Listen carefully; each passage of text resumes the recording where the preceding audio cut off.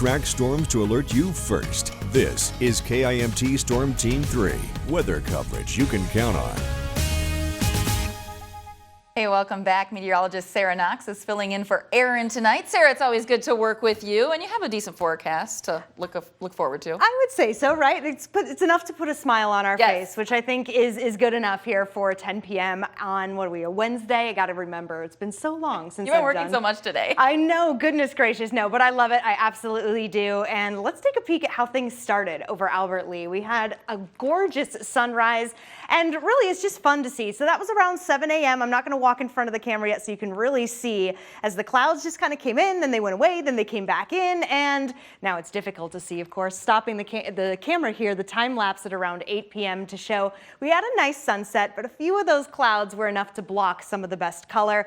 Regardless, temperatures still got to a very great place here. 55 degrees in Albert Lea, Austin, Forest City. 56 is where we topped off in Mason City, 54 in Rochester. And as always, I have to remind everyone that the average, well, we're in the mid-30s for that. It is still early March, and even by mid-March, by the time that spring officially begins, high temperatures are only averaging around 42 degrees. Well, we're warmer than that as we speak. We are at 44 in Rochester. This is right now, 48 in Owatonna, Minneapolis. Can't believe how close some of us are still to that 50-degree mark. A little cooler in Mason City at 43, but I'm going to bring your attention way up here into the corner because something is on the way that's going to be changing some things as we get later into the week.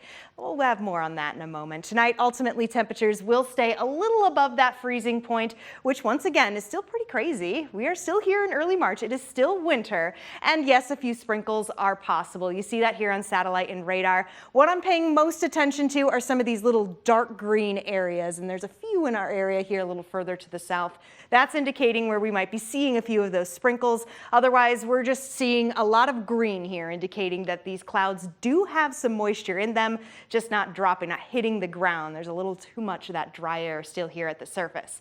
All right, now let's zoom things out and take a peek at that corner area I was showing you. We are starting to already see the impact of this cold front that is headed our way. Now, it's not necessarily going to drop our temperatures until we get to Friday. It also brings a chance for a little bit of snow mixed with this, a developing system further to the south. This is building energy. It'll start moving east. As it does, it's going to bring a good portion of the country some of that rain.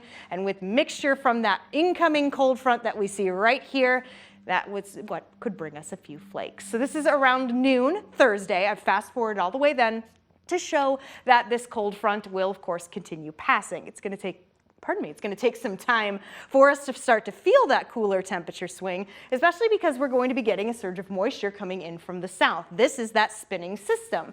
This is around 5 a.m. on Friday. Temperatures are going to be limited on Friday. Around 7 a.m. we'll also be watching for that chance for a little bit of a wintry mixture. But how much are we looking at? Things have changed since I was showing this earlier on in the day. Some of us may not even see any of the rain. Hoping we do get some more of it though. And then when it comes to the snow chance, well, once again, it's kind of moving further and further to the south. At most, a trace expected. And here on the 7-day forecast, where the weekend is always in view, we dry out quickly as we head into the weekend. We're already back in the 60s by next week. Cami.